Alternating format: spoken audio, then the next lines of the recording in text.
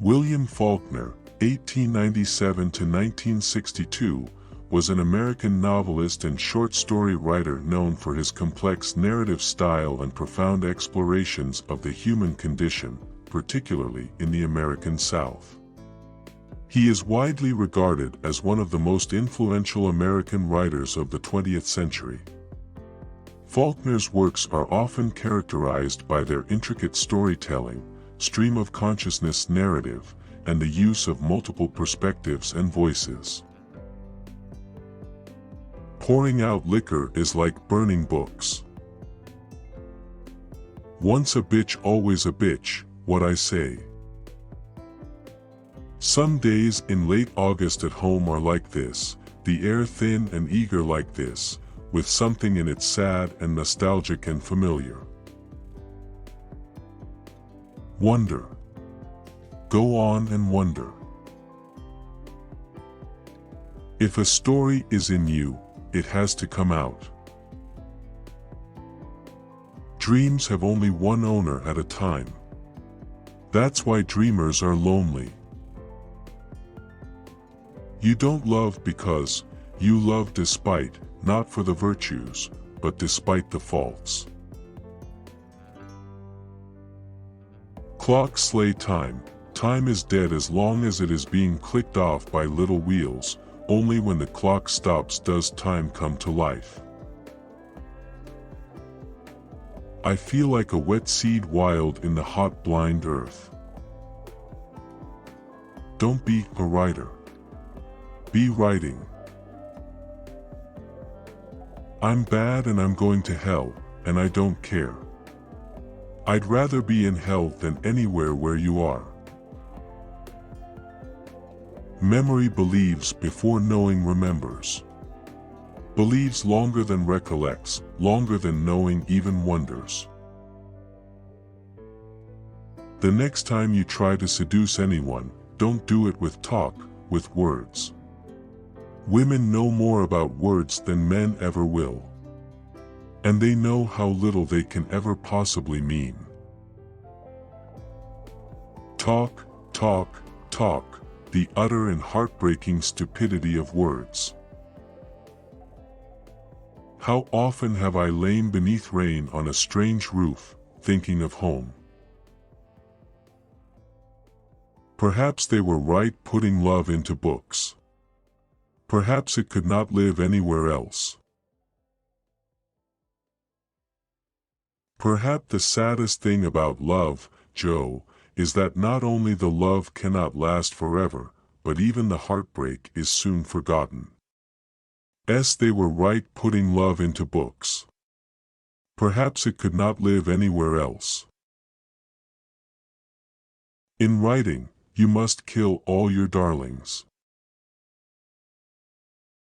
Given the choice between the experience of pain and nothing, I would choose pain.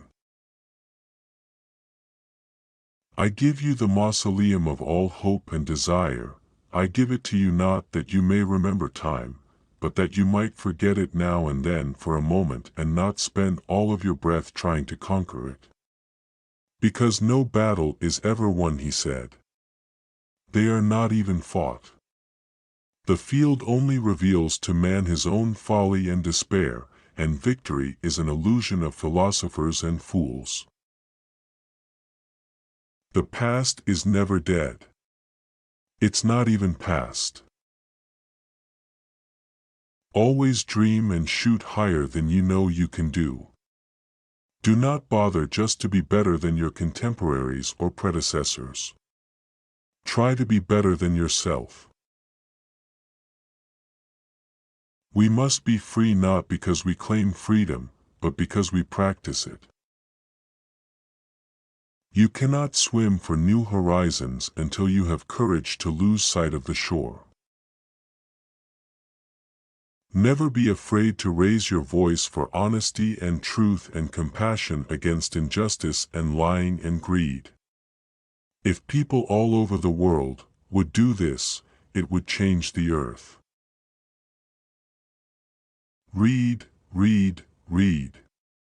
Read everything, trash, classics, good and bad, and see how they do it.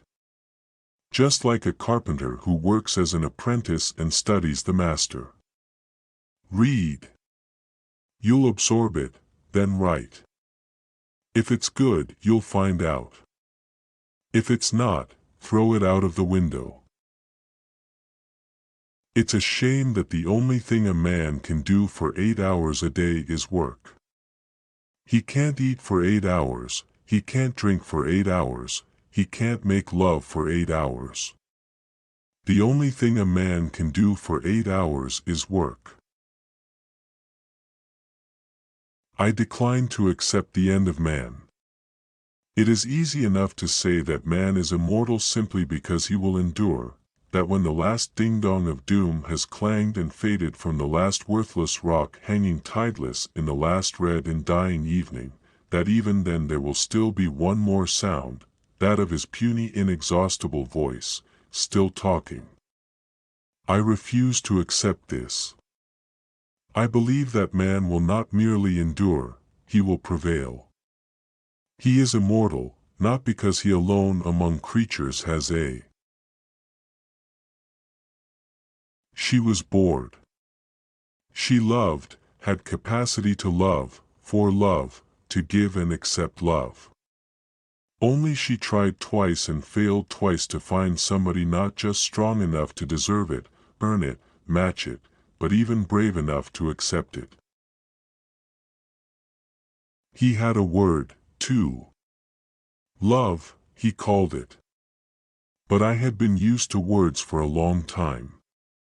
I knew that that word was like the others, just a shape to fill a lack, that when the right time came, you wouldn't need a word for that any more than for pride or fear. One day I was talking to Cora. She prayed for me because she believed I was blind to sin, wanting me to kneel and pray too, because people to whom sin is just a matter of words, to them salvation is just words too.